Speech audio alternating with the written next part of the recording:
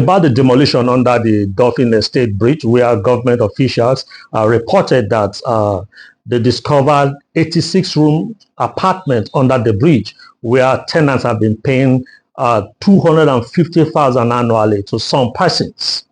Now, this particular building was brought down, and residents of that building, of those structures, are now on the street. But beyond this, we want to ask, who are the persons behind this illegal structure? Who are those individuals that are so strong enough, so powerful enough, that have been collecting 250,000 naira annually from 86 rooms? We should look beyond the demolition. We should look beyond the evacuation to really understand who are the minds behind it. Do they have the support of government agents? Do they have the support of security agents? Because I do not understand how somebody will move into a particular location, set up 1 room, 2 rooms, 10 rooms, 30 rooms, 86 rooms, and collecting rent, and the state is not aware. And it boils down to one thing: people are thriving under the ignorance of government about the ungoverned spaces. So let's look beyond this demolition. Let's go deeper. Let's uncover these persons. Let's bring them to book. Let's find out which government agency has the responsibility to monitor what's going on under the bridges. So what were they doing? What have they been seeing? Did they report it? If they reported, what action? Let's ask questions. The Dolphine Estate Management, what were they doing? Did they notice this? Did they report it? If they didn't report it, why didn't they report it? Are they not concerned about the security of their estate? I think a thorough investigation is needed. The House of Assembly should get involved in this. The state government should get involved in this. Let's get to the root of it. Probably there are several other bridges. There are several other locations around Lagos where people have taken charge of, from their own style of government. We must show them that there is a government in place, and government means action. Government will not tolerate illegality. I also think that in this particular community, you might have beer parlors around there where people go to relax.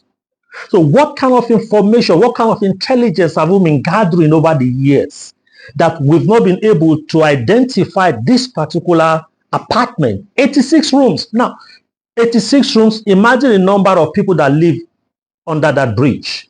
The father, the mother, the children, times 86. So it's an entire community of people staying in that place illegally. And we had the government uncovered. Now, this is a huge indictment.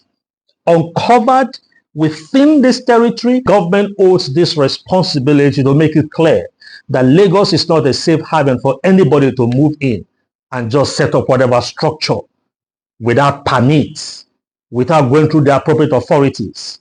The other time we had in Ibadan, where in a particular community, some persons were storing dynamite. We saw the outcome. Because we never preempt the evildoers. Now, what if under this bridge some criminal activities were going on? Is that how we will say we have lived with criminals for years and we didn't know? How will people be so comfortable to set up structure with 86 rooms under the government bridge and have been living there, God knows how long they've been living, without government agents noticing it? And we're all used to it, that even when people are building structures here in Lagos, before you see anything, you will see it marked with red paint, which means officials of the states are aware. Now, does it mean that officials of the state are not really aware what has been happening on the Dolphine Estate Bridge? Now, if they are not aware, it's an indictment. Is it that the supervising local government officials are not aware?